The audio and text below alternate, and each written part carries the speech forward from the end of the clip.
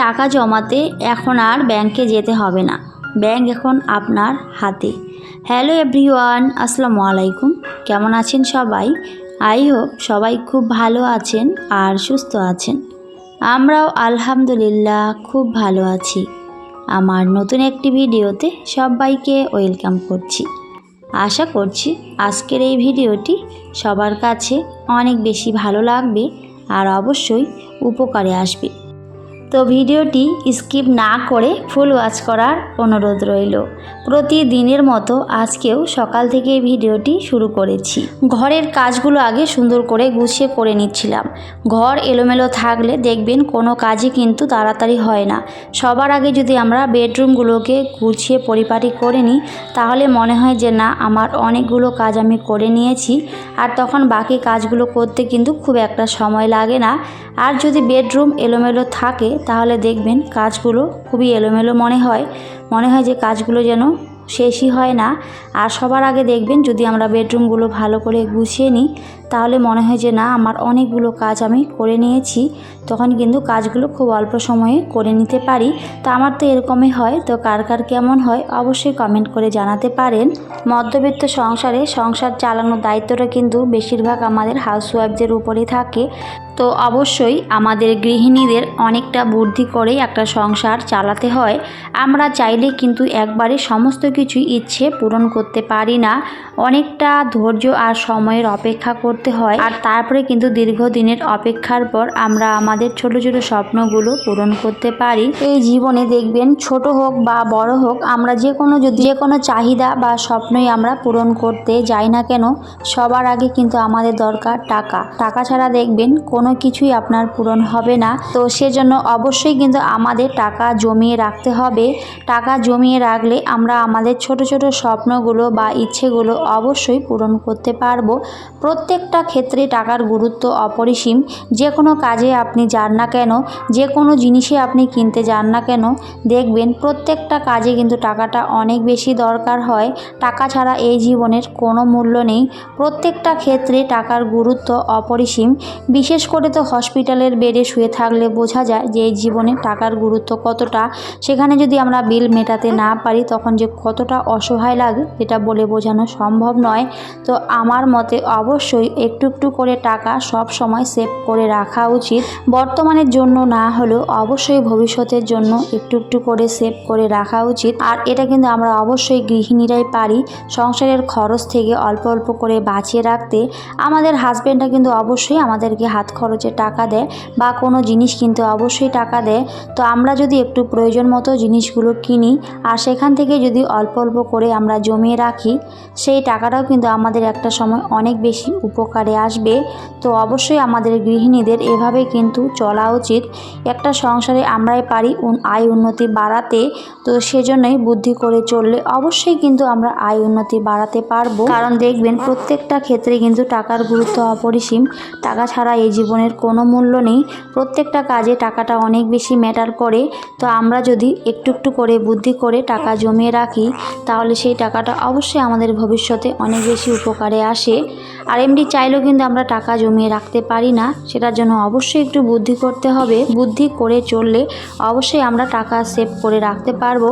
আর সেই জমানো টাকাটা কিন্তু আমাদের ভবিষ্যতে অনেক বেশি উপকারে আসবে। তো আগে কিন্তু আমরা ব্যাংকে টাকা জমিয়ে রাখতাম, আর এখন কিন্তু আর ব্যাংকে খুব একটা যাওয়ার দরকার হয় না। এখন কিন্তু আমরা মোবাইলের মাধ্যমে কাজগুলো করে থাকি।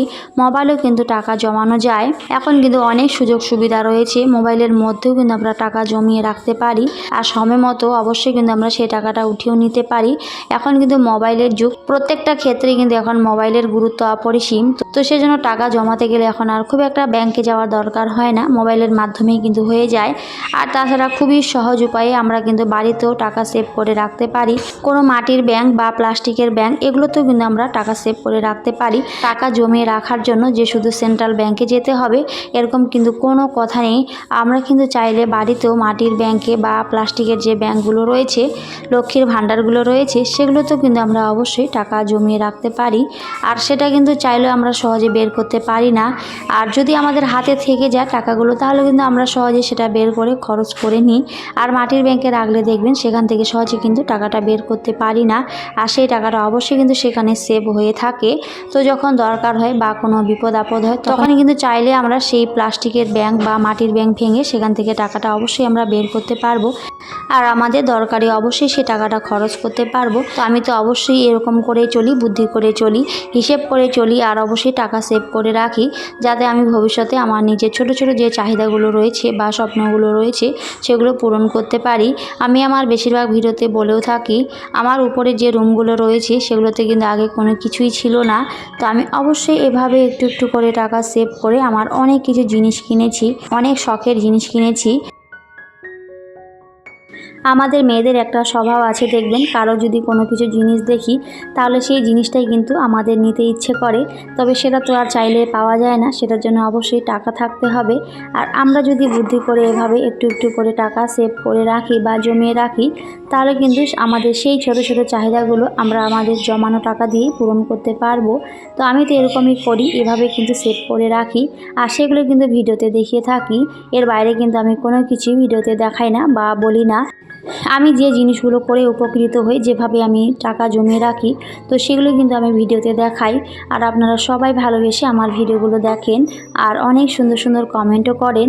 তো আপনাদের সবাইকে অনেক অনেক ধন্যবাদ আর ভালোবাসা। তো এভাবেই সুন্দর সুন্দর কমেন্ট করবেন আর আমাকে উৎসাহ দেবেন নতুন নতুন কন্টেন্ট তৈরি করতে। আসলে আপনাদের ভালোবাসা পাওয়ার জন্যই আমার ইউটিউবে আসা। তো সবাইকে বলবো এভাবেই সুন্দর সুন্দর কমেন্ট করবেন, আমাকে উৎসাহ দেবেন নতুন নতুন কন্টেন্ট তৈরি করতে। আপনাদের কমেন্টগুলো যে আমার এত ভালো লাগে পড়তে, যেটা বলে বোঝাতে পারবো না।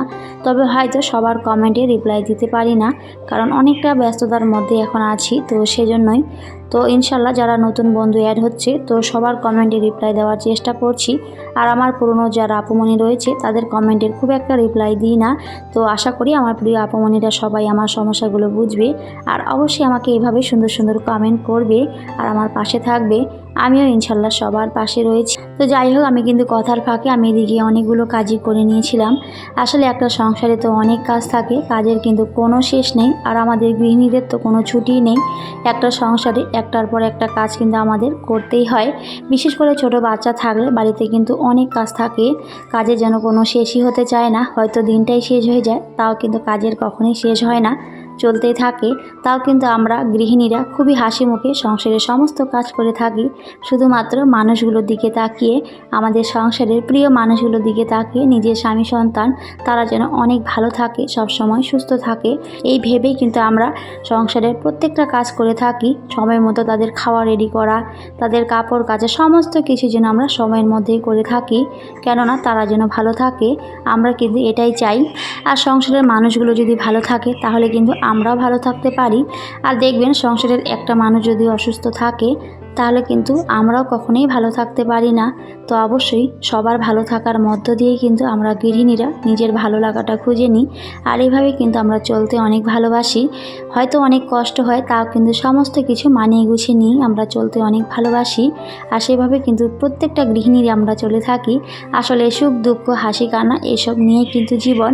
সবসময় যে জীবনে সুখ থাকবে এমনটা কিন্তু নয়, সুখ থাকবে দুঃখ থাকবে, তো সবটাই মিলেমিশে নিয়ে কিন্তু আমাদের চলতে হবে।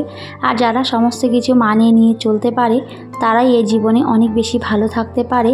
আর অল্পতে অবশ্যই খুশি থাকতে হবে, তাহলে দেখবেন জীবনে অনেক ভালো থাকতে পারবেন। আসলে আমরা অল্পতে কখনোই সুখে থাকতে পারি না, আর সেজন্য দেখবেন আমাদের জীবনে দুঃখের কোনো শেষ নেই। আর যারা অল্পতে সুখী হয়ে সমস্ত কিছু মানিয়ে নেয় তারা অনেক ভালো থাকে। তবে আমিও কিন্তু এভাবেই চলতে ভালোবাসি।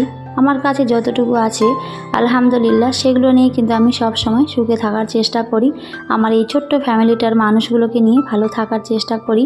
তো সবাই অবশ্যই আমাদের জন্য অনেক অনেক দোয়া করবেন। আমার ছোট্ট মামনিটার জন্য সবাই দোয়া করবেন যেন খুব ভালো থাকে, সুস্থ থাকে। আমিও অলওয়েজ সবার জন্য দোয়া করি, সবাই যেন অনেক ভালো থাকে, সুস্থ থাকে, সবার আশা ইচ্ছেগুলো যেন অবশ্যই পূরণ হয়। কারণ যারা ইউটিউবে কাজ করছে অনেক কষ্ট করে, সবাই কাজ করে অনেক কষ্ট করে, ভিডিও আপলোড করে, তো সবার আশা ইচ্ছেগুলো যেন অবশ্যই পূরণ হয়। সবার জন্য আমার মন থেকে অনেক অনেক দোয়া আর ভালোবাসা রইল। তো যাই হোক, অনেক কথা বলেছি। তো আজকে কিন্তু ট্যাংরা মাছ এনেছিল, তো ট্যাংরা মাছ কিন্তু আলু দিয়ে টমেটো দিয়ে একটু মাখা মাখা করেছিলাম। তো সেটা আমার হাজবেন্ডের অনেক পছন্দের, তো সেটাই কিন্তু আজকে রান্না করেছি। তো ডাঁটাগুলো কিন্তু রান্না করে নিয়েছিলাম। আসলে ডাঁটা খেতে আমার অনেক ভালো লাগে, তো সেজন্য আমার জন্যই কিন্তু বিশেষ করে নিয়ে আসে। তো ডাঁটা দিয়ে আলু বেগুন দিয়ে একটা চচ্চড়ি করেছিলাম, আর তার সাথে আমার হাজবেন্ডের জন্য কিন্তু আমি পয়া মাছের চচ্চড়ি করে নিয়েছিলাম আলু আর টমেটো দিয়ে। তো মাশাআল্লাহ, সেটা খেতে অনেক বেশি টেস্টি হয়েছিল। আমি সবসময় সিম্পলভাবে রান্না করার চেষ্টা করি। আসলে আমরা যদি বেশি বেশি খেয়ে ফেলি, বেশি বেশি রান্না করি, তাহলে কিন্তু কখনোই একটা সংসারের উন্নতি আসে না। অবশ্যই আমাদের একটু হিসেব করে খাওয়া দাওয়া করা উচিত, তাহলে কিন্তু সেখান থেকেও আমরা অবশ্যই টাকা সেভ করতে পারবো। প্রত্যেকটা দিন যে আমাদের মাছ মাংস খেতেই হবে তার কিন্তু কোনো মানে হয় না। কোনো সময় অবশ্যই কিন্তু আমাদের সবজিটাও খেতে হবে। সবজিটাও কিন্তু শরীরের পক্ষে অনেক বেশি উপকার, তবে আমরা অনেকেই কিন্তু সবজি খেতে চাই না। তো আমি কিন্তু বাবার বাড়িতে অলরেডি চলে এসেছি। তো এটা কিন্তু আমি যেদিন বাবার বাড়িতে এসেছিলাম, তো সেই দিনের ভিডিও। তো বাড়িতে একটু করেছিলাম, তো সেটা একটু শেয়ার করেছি। পুরো 3টা ব্যাগ কাপড় দিয়ে পুরোপুরি ভর্তি, তাও যেন কাপড় শেষই হয় না, কত কিছু নিতে হয় বাচ্চা থাকলে। তো সত্যি কত কিছু নিয়েছিলাম। তো আরও কিন্তু অনেক কিছু ছিল, তো সবটাই কিন্তু দেখানো সম্ভব হয়নি, তো অল্পটুকুই দেখিয়েছি। আর আমিও কিন্তু ওদিকে রেডি হয়ে নিয়েছিলাম। আর তার সাথে আমার মা আর আমার ভাস্তি এসেছিলো আমাকে নিতে। আমার যে হেল্পিং হ্যান্ড রয়েছে, তো আমার মামি, তো উনি কিন্তু ওখানে বসেছিলেন, তো সেটা একটু শেয়ার করেছি। তো যাই হোক, ছিল আজকের ছোট্ট একটি ভিডিও। তো আজকের ভিডিওটি সবার কাছে কেমন লেগেছে সবাই অবশ্যই কমেন্ট করে জানাবেন। সবাই খুব ভালো থাকবেন, সুস্থ থাকবেন। সবাইকে টাটা, আল্লাহ হাফেজ। দেখা হবে পরের অন্য কোনো একটি ভিডিওতে।